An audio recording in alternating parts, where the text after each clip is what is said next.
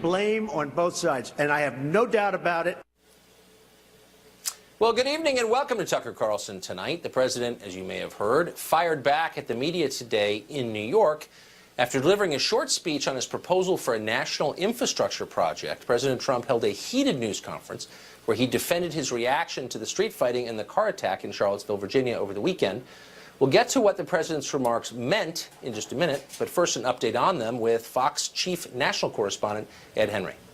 Tucker, great to see it. President Trump being battered tonight by critics. CNN charging he went, quote, off the rails. And to be sure, suggesting there were fine people on both sides on Saturday when there were neo-Nazis and white supremacists there is going to be a problem for this president. But lost in the hysteria is that he did again very clearly denounce neo-Nazis. And he pointed out something liberals do not want to admit, that there was violence among some of the counter-protesters like Antifa. Watch.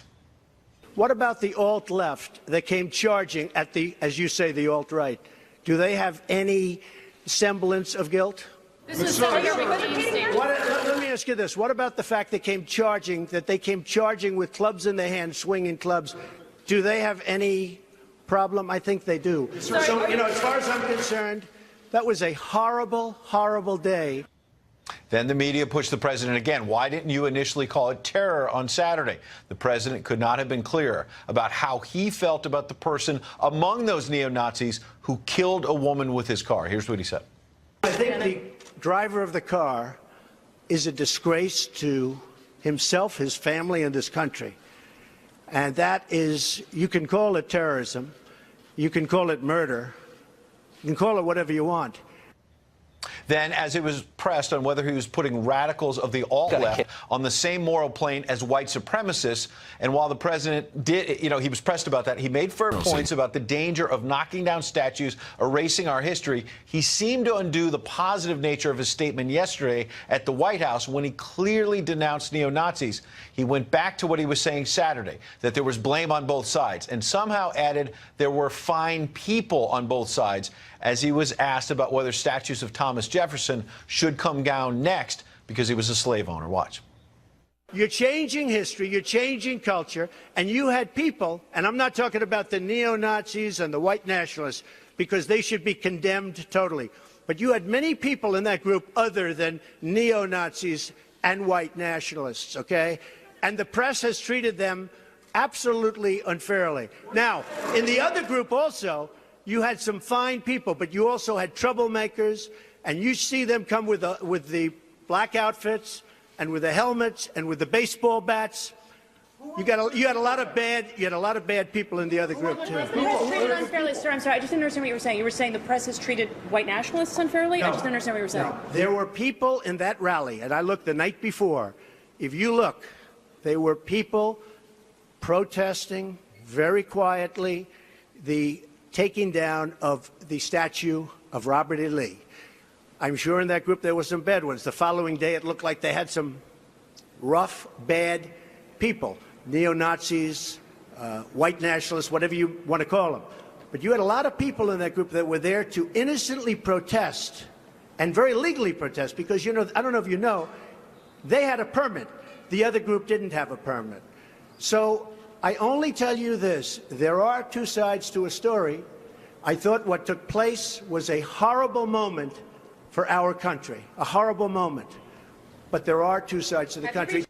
Now, to take a step back, yesterday was going to be all about cracking down on China for unfair trade. Today was going to be all about infrastructure, the plan that the president thinks can create a lot of jobs. Very little of that message on either one of those big campaign promises is going to break through now. Tucker? Thanks, Ed. One thing the president said today deserves more attention than it will likely get. Yesterday, a mob tore down a Civil War soldiers' memorial in Durham, North Carolina. Police stood idly by, and liberals across the country applauded it. Which statues are next, the president asked today? George Washington, Thomas Jefferson? It's not a joke. Suddenly, it's a serious question. Thomas Jefferson indisputably was a great man. He was the author of the Declaration of Independence, founder of the University of Virginia, and maybe most importantly, the greatest thinker in American political history. All of us live in his shadow. Unfortunately, however, Jefferson was also a slaveholder. That's real. It's a moral taint. We ought to remember it. But to the fanatics on the left, it means that Jefferson must be purged from public memory forever. The demands are already coming that we do that. In 2015, students at the University of Missouri demanded the removal of a Jefferson statue. 2 years ago on CNN, anchor Ashley Banfield suggested the Jefferson Memorial in Washington might have to go. Needless to say, there is literally no limit when you start thinking like this. Last year, hundreds of activists in New York demanded the statue of Theodore Roosevelt at the American Natural History Museum be dismantled. They argued that Roosevelt was a racist. If that's the standard, nobody is safe. Watch out, Abraham Lincoln, you're next. Now, to be clear, as if it's necessary, slavery is evil. If you believe in the rights of the individual, it's actually hard to think of anything worse than slavery. But let's be honest, up until 150 years ago, when a group of brave Americans fought and died to finally put an end to it, slavery was the rule rather than the exception around the world, and had been for thousands of years, sadly.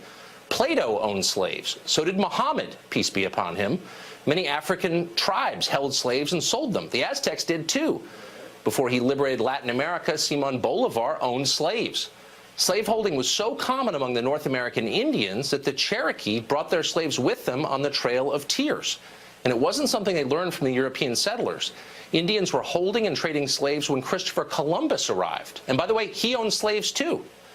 Now, none of this is a defense of the atrocity of human bondage. It is an atrocity. The point, however, is that if we're going to judge the past by the standards of the present, if we're going to reduce a person's life to the single worst thing he ever participated in, we had better be prepared for the consequences of that. And here's why. 41 of the 56 men who signed the Declaration of Independence held slaves. James Madison, the father of the Constitution, had a plantation full of slaves. George Mason, the father of the Bill of Rights, also owned slaves, unfortunately. But does that make what they wrote illegitimate? If these men were simply racist villains, and that's all they were, then the society they created is as evil as they were. There's no reason to respect its traditions or uphold its laws. The First Amendment, for example, the right to speak freely. For hundreds of years, Americans have revered it. Now the left dismisses it as the work of white supremacist slaveholders. It is worthless, they tell us. It must go. It is now routine to hear liberals claim that hate speech, whatever that is, isn't protected by the First Amendment, though, of course, the whole point of the First Amendment is to protect speech that offends people. It's a statement of shocking ignorance, and yet it is now common. CNN's Chris Cuomo said it. He's supposedly a lawyer. At Pomona College in California, students there are claiming that free speech is, quote, a tool appropriated by hegemonic institutions, whatever that means. They say the right of free expression should only apply to certain racial groups. But that's not racist because, as you know, there's no racism on the left. They're just sincere people concerned about hate. There's actually a vitally important debate going on in the country right now, and it's not about statues or even the alt-right and Antifa. It's about America's institutions and whether they are worth preserving. Radicals on the left want to tear it all down, as they did the statue in Durham yesterday. Equality under the law, protections for the individual against the mob, the absolute right to say and believe anything you choose. Those will be gone, replaced by something darker and more rigidly conformist. Is that a country you want to live in? If it's not, now's the time to speak up. Our elites are refusing to. They're too afraid. John Daniel Davidson is a senior correspondent at The Federalist, and he joins us tonight. John, this does seem like a turning point somehow, not just on the right, but also on the left, these events of the last 2 days, and there seems to be a new intensity on the left. Am I imagining that? No, you're not. And we do seem like we're at a turning point, but this has been coming down the pike for a number of years. I remember 2 years ago, we had the 150th anniversary of the Confederate surrender at Appomattox, and you had people in the mainstream media at that time calling for the desecration of Confederate graves, not just tearing down statues, but digging up remains, removing them, bulldozing over cemeteries. And this iconoclastic impulse is native to the left. This is what China's Cultural Revolution was all about. If you want to see where tearing down statues by mobs will get you, look at pictures of China's Cultural Revolution where they tore down statues, exactly right. temples, the whole thing, even stomping on them. But Mao did that, and the Khmer Rouge did that, And the Taliban did that in Afghanistan for political reasons. I mean, look, I'm not naturally, for whatever it's worth, not very sympathetic to the Confederacy. I'm an American, and I'm against insurrections, period. So, but it's not about that. The people who are attacking these statues know nothing about history. They don't know who Robert E. Lee was. They don't know who Stonewall Jackson was. They're trying to delegitimize the U.S. government and the traditions of American society because they don't believe in them. I mean, this is transactional. They're doing this to achieve a goal that has nothing to do with the Civil War. Yeah, that's right. And I think a lot of people on the right, conservatives on the right, who are saying, yes, maybe we should move these statues to a museum, miss the point. This is not about the Confederacy. Exactly. This is not about the Civil War. This is about political power, and it's about a small group of people on the left trying to exert outsized influence on American politics by following in the footsteps of Mao, of the armed thugs in the Weimar Republic, of the Taliban. This is these are tactics that are well known. You start by tearing down statues and burning books, and eventually you go after people. One of the ironies of all of this, and it's been interesting to watch on a split screen, left and right fighting each other, horrifying, but also instructive. One of the things I don't like about some of these white supremacist groups is that race is at the center of their worldview. And I don't want to live in a world where race is at the center of the worldview. But I see the same on the left. I see people with signs attacking white supremacy, or it's always about race for them as well. They seem every bit as race-obsessed and angry as the people they're fighting. But no one acknowledges that for some reason. This is what happens with with identity politics. If you push identity politics, eventually you get around to identity politics for white people, which is a dangerous thing in a country that has a huge white majority. And this is why the left has been sowing these seeds of what's happening now for a long time. Are they surprised that eventually some white people are going to say, yeah, let's do identity politics, and we're going to have white identity politics? It's all poisonous garbage. No, but this is the terminus. This is the end. What do you think happens when you force people to line up by their immutable characteristics, by race? You think you're not going to wind up with every group doing that? Of course you are. This is what identity politics looks like on left and right. Why does nobody make that point? And it's totally un-American, too. America is not about ethnicity. It's not about national origin. It's about creed. And there's no place in the American constitutional system for identity politics, left or right. Plain and simple. Thank you for saying that. You'll probably be attacked as something for doing so, but I'm glad you did. John, thank you. Thanks. Rioters in Durham, North Carolina destroyed a war memorial yesterday, and police simply stood by and watched it happen. Local governments are not keeping order in the streets for some reason. The chattering classes don't care. They're more concerned with rolling back free speech rights for the population than in protecting us from disorder. Why is that the case? We'll try to get to the bottom of it. Also, President Obama's biggest program for illegal immigrants turns 5 years old today. We've got a cake. We'll talk to a supporter of that program up ahead.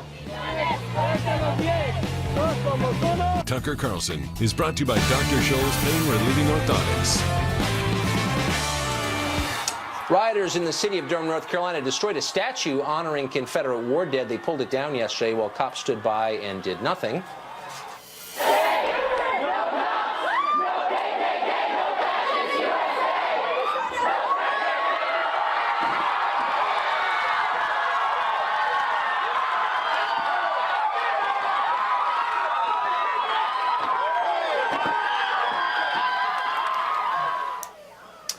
Well, you'd think the government allowing policy decisions to be made by mob violence would be a big concern among liberals. It's not a good precedent to set, but they don't seem bothered at all. Instead, a top priority on the left right now is securing a rollback of free speech rights for you and me. Yesterday on MSNBC, Black Lives Matter co-founder Patrisse Cullors said the First Amendment's protections don't apply to whatever is deemed to be hate speech. We're seeing a movement of white nationalists rising up because they've been emboldened by Trump and his government. Hate speech, which is what we're seeing coming out of white nationalist groups, is not protected under the First Amendment rights. Jasmine Koenig is a political commentator, and she joins us tonight. Jasmine, thanks for coming on. So, thanks for having me. Hate speech hate speech is not protected by the First Amendment. You hear this a lot. Of course, hate speech is not mentioned in the Bill of Rights. There are a bunch of Supreme Court decisions, Brandenburg versus Ohio being, I think, the most important, that explain it very explicitly, yes, language you disagree with is covered by the First Amendment. But tell me where this idea comes from, because everybody seems to be repeating it. Well, first of all, Patrice Cullors is a good friend of mine, and I definitely understand what she's saying. Legally, is hate speech protected? Absolutely. Should it be? That depends on where you fall on the issue. When you're talking about white nationalism and white supremacists, yes, there is a lot of hate speech from that side. And she's absolutely right. When we talk about issues around Black lives and issues around equality, there isn't the hate that is coming from the other side. Let me put it to you that way. Well, I guess that all kind of depends on what you think is hateful. I mean, look, let me just say really clearly, I'm against people hurting each other's feelings. I'm for politeness. No, when you have the KKK and white folks talking about death to Black people, death to African Americans, calling people the N-word. I agree completely. That's hateful. No, it's not awful. That's hateful. That's a perfect example of hate speech. It's absolutely liberals hateful. And you want to talk about hold on, wait. So may I ask you a question? I mean, this is a pointless. This is actually kind of the point I was making. And I agree with everything you said. That is hateful and it's awful. I'm offended by it. It is. But really, what you're saying is, you're offended. And that's the problem with hate speech, this fake category that we've made up all of a sudden, because it's entirely subjective. What's offensive to you or hateful to you may not be as offensive to me. We're both American citizens. We both live under the same Bill of Rights. I agree. You see the problem. So attempts by the left to ban speech are as bad as attempts by the right to ban speech. So why don't we just call a truce and stop trying to prevent people we disagree with from speaking? No, I definitely agree with you on that point. It is a slippery slope when you start to try to define what is hateful and what is not. But it is really clear, especially given the images and the video that we saw coming out of Charlottesville, there was a lot of hate speech. There was a lot of hatefulness. And I think that a lot of Americans are really tired of it. I don't think it's just liberal Democrats. I think Americans, period, are very tired of the rhetoric on both sides. And when you talk about Charlottesville, for example, what I thought was really interesting was you had a lot of politicians coming out condemning it and calling for unity. And I remember saying to myself, you need to lead by example. There's a lot of hateful rhetoric coming out of Washington, D.C. that Americans are watching every single day. And then you have instances like Charlottesville and what's going on around the country. People are angry. People are upset. No, I agree. I agree. But hold on. We can't have that conversation or any conversation until we both agree that we have the right to say what we believe and that we're not going to be punished for doing that. And I see a lot of attempts on the left to shut down the conversation because they don't like what the other side is saying. And that is not the road to reconciliation or harmony. That's the road to division and war. Look, I don't think there are attempts by the right to shut to shut down people's speech. Name one. Even on this very network. Come on now. Name one. I can't. Are you kidding? Everyone with any point of view is allowed on my show. In fact, welcomed on my show. Let me ask you a question, since we're talking about the events the last couple of days. So, left-wing protesters are upset by the existence of Civil War memorials, Robert E. Lee statues, because they're symbols of racial discrimination and hate. If you knew that there were 50 public buildings paid for by taxpayers, maintained by taxpayers in this country, named after a Ku Klux Klan recruiter, would that bother you? Look, there are buildings in Los Angeles. There was a building in Los Angeles named after one of the most racist police chiefs of the Los Angeles Police Department. No, there's no comparison. Hold on. This is not a racist police chief. This is the exalted cyclops of the KKK, Robert Byrd, the longest-serving U.S. senator who just died several years ago. Why is there no effort to take his name off these buildings? As a former Klan recruiter, you'd think people would be offended by his name. I think you need to give it time. But I think one of the issues is that you can take down all of the monuments. You can change the names of a lot of buildings, but you can't change American history. And I think that's part of what's missing from this conversation. Do I want to see monuments and statues of people who were racist or supported slavery? Not really, but at the same time, I don't completely want to erase American history either, because I want to make sure future generations know what happened. And I think we're in this cycle right now. We're in such a rush to get rid of things that remind us of bad times in our history, and it's like, yeah, it was bad, but you know what, we also have to remember what happened and pass that down in hopes of not repeating it as well. Well, I think that's right, and also the United States ended slavery around the world, and maybe we should get some credit for that too, don't you think?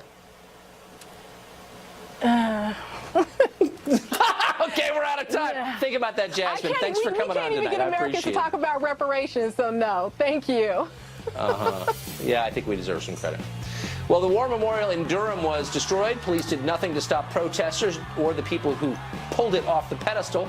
Didn't even bother to arrest the head vandals. Up next, we'll talk to 2 law enforcement veterans about why police are tolerating destruction in the public square. Stay tuned. There's nothing more important to me The destruction than my of a war vacation. memorial So in when I Durham, need North to book a Carolina yesterday hotel, was the I want latest someone who example makes of it police easy. in action in the face of a rioting mob. Law enforcement simply looked on as the statue was pulled down and made no arrests in the immediate aftermath. Only today, someone was finally arrested. After yesterday's incident, Durham County Sheriff Mike Andrews urged people to stop complaining. Some might say my deputy stood by and did nothing, or don't mistake restraint for inaction. Had I ordered my deputies to engage a hostile crowd, there would have been serious injuries. Statues can be replaced, lives cannot. It's time for some ground rules. We must make clear what is acceptable and what is unacceptable behavior. No one is getting away with this. In other words, don't worry that the police let anarchy reign, because they're watching videos of what happened and they're going to try to identify and arrest the people responsible at some point. We hope you're assured. Imagine the fire department making the same case. They're going to let your house burn down, then they're going to sift through the ashes to try to find the arsonist afterwards. And by the way, don't complain. Well, the message of all this is clear, of course. The left has free rein to destroy what they don't like, and police will do nothing about it. We've seen that a lot. What will they feel empowered to destroy next? Well, Stacey Abrams, a Democrat running for governor of Georgia, has already demanded the destruction of Stone Mountain. That's the world's largest bas-relief sculpture. It's an artistic masterpiece, by the way, but it commemorates Confederate figures, so she wants it taken off the wall. That would put her in the same league as the Taliban, which you'll remember blew up immense ancient stone Buddhas because they offended the official ideology. If you've got views the left doesn't like, this should give you pause, especially now that we know the police won't intervene. What can't they do to you? That's a question that ought to be rattling around your head. Vincent Hill is a former Nashville police officer. Michael Baboni is a former Homeland Security advisor for New York State, and they join us now. Vincent Hill, to you first. Why is this different from the fire department saying, you know, we're not going to put your house out, it's on fire, but it would be pretty dangerous if we showed up on the scene, but we're going to figure out later what happened? How is this different from that? Well, Tucker, thanks for having me. I think there's a huge difference. Of course, when there's a fire, there's an immediate, imminent threat of a loss of life, right? So what the police in Charlottesville were dealing with, and we've seen it from the left time and time again in these anti-Trump protests, the Black Lives Matter protests, where people, when police show up, they immediately escalate. They don't want to listen. They start to throw rocks, urine at police. So I think the police were right in watching, and a lot of people don't realize they were actually keeping the peace, because you can actually arrest someone at a later time if you have probable cause to do that. So I think if police would have shown up in riot gear, we would have had the left, again, once police had to use force because someone wanted to resist or use force against them, then we'd have the left saying, look at these white racist thug officers that are there beating on these people. So it would have fed into what the left wanted us to see. Well, there's no doubt. I mean, you're right. You're right. They absolutely would have said that. On the other hand, Michael, what's the point of having police if they don't stop violence while it's occurring? And by the way, people were hurt in Charlottesville, and the police didn't do anything about it. I mean, it was discouraging to watch that. The purpose of a police officer is to protect life and property, preserve the peace. And I think we're kind of missing the point in terms of this whole event. Where were the police? Not when the moment of the violence occurred, where were they beforehand? Good policing involves intelligence. It involves people on the street knowing what's going to happen, anticipating the violence that could erupt, and putting resources to apply that. This is such an ironic situation in the sense that, yes, we could prevent something from happening by not getting engaged. But if you take that to the extreme, what would happen if you had an active shooter in a school and you had a police officer show up and said, I'm not going to go into the school, I'm going to wait for backup because it may be too dangerous, or maybe I could escalate the situation? That response has been rejected after Columbine. So there is a responsibility, but it begins way before the violence occurs. Right. No, that sounds exactly right. Vincent, let me just say I'm deeply sympathetic to the police. I can't imagine what it must be like to wade into something like that and people throw rocks and urine at you. But I get the sense in watching these, not just in Charlottesville, but also in Baltimore and in Ferguson and Berkeley, that the police are being told by the political figures to whom they report, don't get involved. This is a political decision coming from on high. I wonder if you think that's what's going on. Yeah, and that very well could be the case, Tucker. I mean, when you look at it from a number standpoint, and I always look at things factually, right? When you look at the size of these crowds, take Durham, for instance, you had a crowd of over 100 people. I'm sure you didn't have that many officers there on the scene, right? So let's say you had to call for backup. Let's say you had to call other officers in. Then you've taken those officers off the street to allow other crimes to happen. So, you know, when you're looking at things like that, it's a lot easier to say, yeah, I'm going to Monday morning quarterback this when you're not there and you're not having to make these decisions in real time. Yeah. Of course. Well, of course it is. That's why we hire the police. That's why we give them money and guns so they can make those hard decisions. No, I'm not being glib. I'm being sincere. That's why we respect the police, because it's a hard gig. So, Michael, what do you think was going through the minds of cops in Durham yesterday when this group of angry children pulled the statue down and they had to stand there? Like, do you think the average cop wanted to stand there? I can't imagine that they did. One of the ironies, of course, is that the picture of the woman who's climbing up on that ladder, if she had fallen down, would she have been able to sue the municipality saying, wait a minute, how I got hurt by doing this? Why didn't you protect me? That's a part of the irony here. When you come in, you have to establish the rule of law.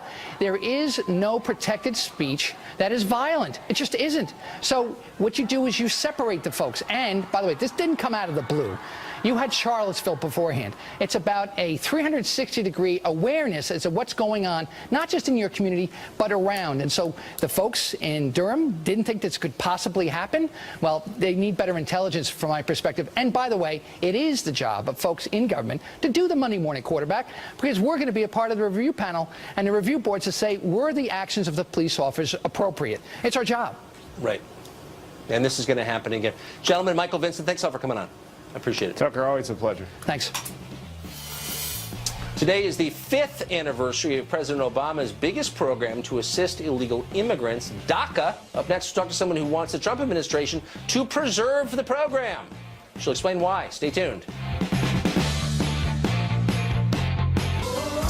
Today is the 5th anniversary of DACA, President Obama's program deferring deportations for illegal immigrants who arrived in the United States underage. Despite promising to do so during the 2016 campaign, the current president has not yet ended the program. The administration says it's still under review. Demonstrations in support of DACA were held around the country today.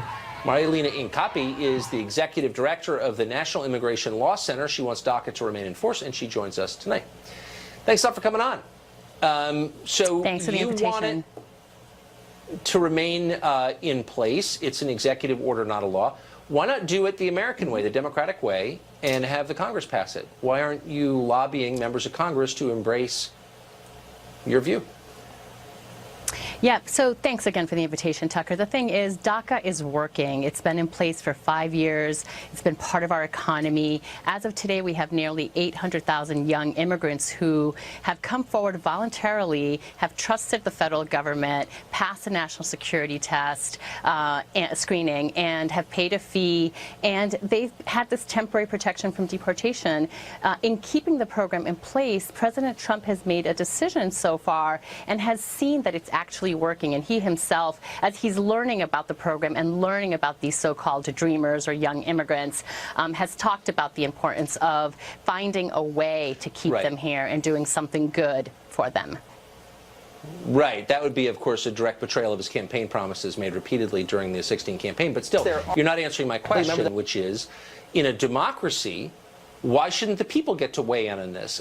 Why not have Congress make this law, and rather than this kind of jury-rigged system which we have now? You know the answer, which is people don't support this. They don't want more illegal immigration into this country. So we're bypassing their will and just doing it through the White House, right?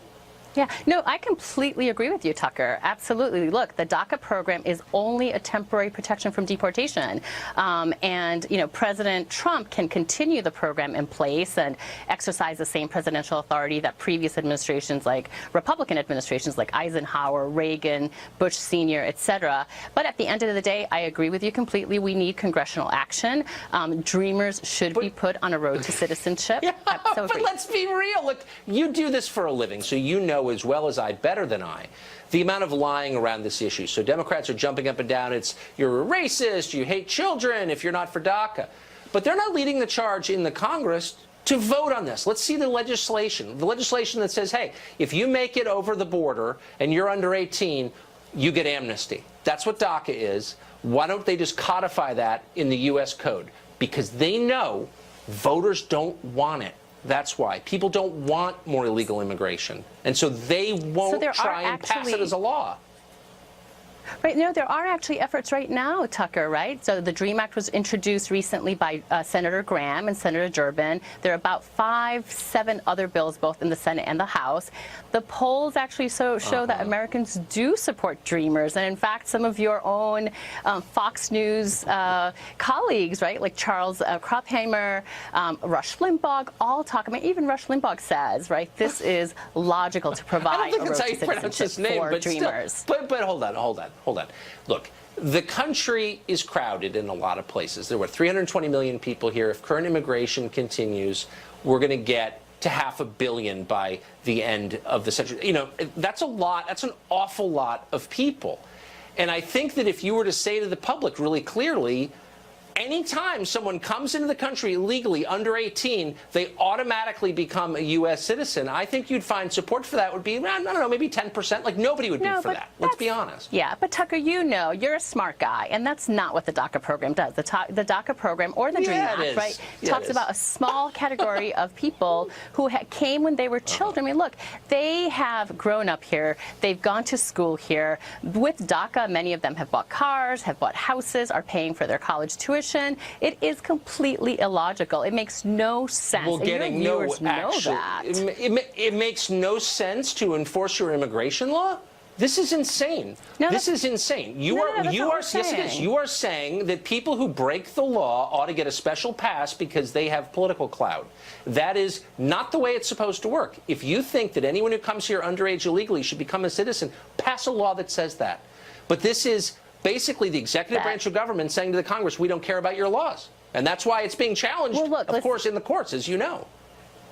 No, listen, the DACA has been challenged in the past and it's lost, right? Both the state of Mississippi, the ICE agents tried to challenge DACA. It actually has survived legal muster. On the other hand, though, one of the things is that in the both DACA or DREAM Act context, we're talking about individuals who've been here for many, many years, who came when they were children, who have to pass certain criteria and would then be eligible. It's not an automatic, simply because you came unlawfully and you were under 18, you're eligible for that. And there's a reason that this program has survived for the last years and has been in place even in the first 8 months of this administration. It makes logical sense. It's good for our economy. It's good for America. And your viewers know that. And President Trump should exercise his presidential authority and should not allow himself to be bullied by people like Paxton in Texas. Okay. Good for the economy. I wish we had more time and you could explain in some detail how it's good for the economy. I know. Happy to come back and talk about that. Good luck with that. Marlena, thank you for that. Good to see you. Thank you, Tucker. Really appreciate it. A gay rights group preparing to sue the Trump administration for keeping the transgendered troops out of the military. What is their argument exactly? Remember, that group will join us after the break. Now you can have everything. It's been 3 weeks since President Trump announced his plan to reinstate the ban on transgender soldiers serving the military, which had existed without issue until 2016.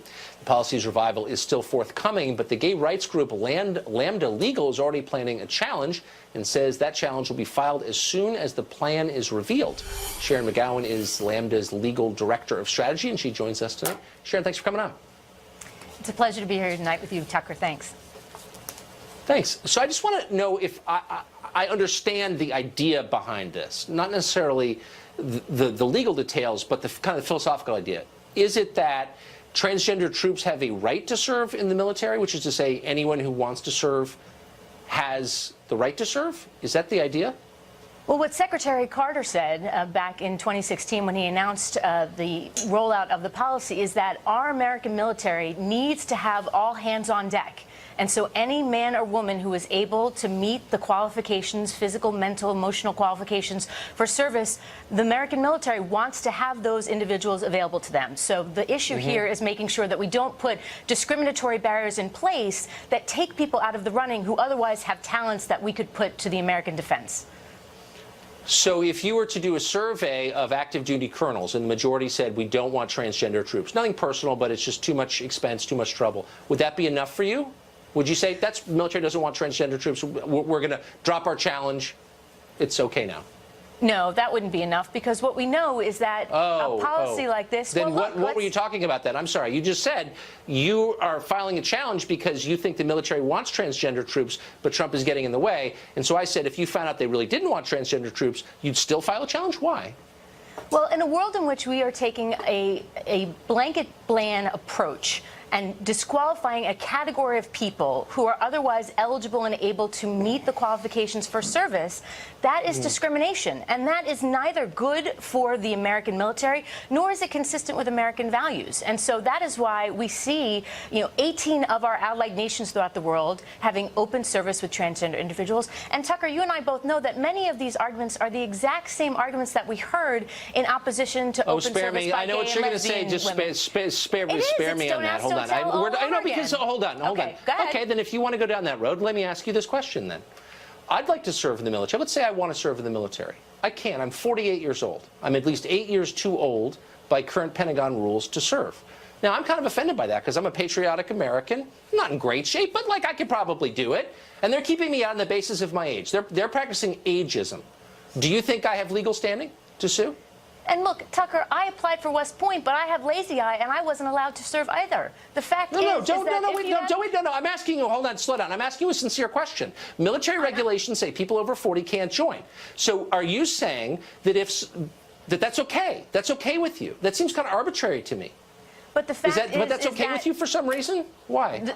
We are talking about whether or not being transgender is something that disqualifies you from military service. And the fact is that when you have certainly have all of our... It always was. So the fact that it always was doesn't necessarily answer the question, because as we know, African Americans were not able to serve, and we have no doubt about the valor with which they serve. Women have historically been discriminated against. Why can't people over 40 serve? I don't understand.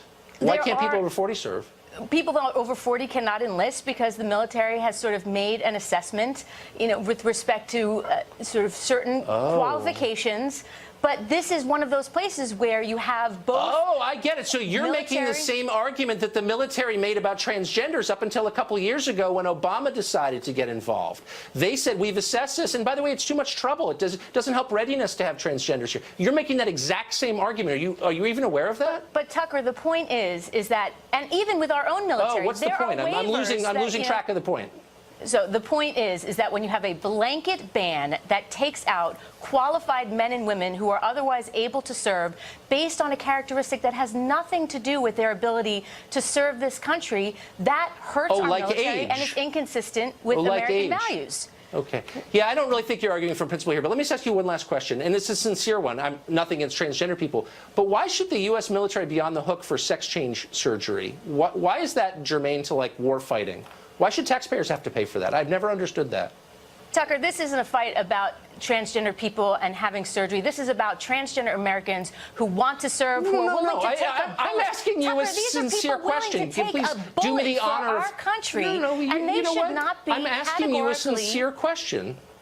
Transgender people are more than the sum total of their medical care. In the same way that women who may rack up medical bills when they get pregnant, Tucker, we all know that transgender men and women serve with valor and distinction. That's not a real answer. You know what? You got to give me more of the bumper stickers. I'm sorry that you didn't. Sharon, thanks for joining us. Appreciate it. We'll be right back. The Russia's collusion story seems to have cooled down in the last couple of weeks, but don't think it's gone away. On Monday, the Washington Post published the following headline, quote, Trump campaign emails show aides repeated efforts to set up Russia meetings. The implication, of course, is the meetings took place and the emails are evidence. Except no. In fact, if you read the story, you'll see that the aides' proposal was quickly shot down by more senior members on Trump's campaign. Sam Clovis, Trump's campaign co-chair, was not interested at all in meeting with the Russians. Charles Kubik, retired admiral, warned that the meeting could violate U.S. law at a minimum and embarrass the campaign. Everyone basically on the team running for president thought it was a bad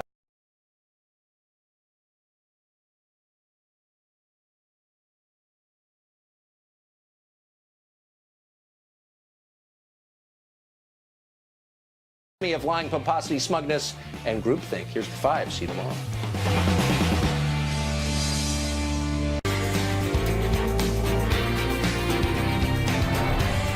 Hello, everybody. I'm Jesse Waters, along with Kimberly Guilfoyle, Juan Williams, Dana Perino, and Greg Gutfeld. It's 9 o'clock in New York City, and this is the 5.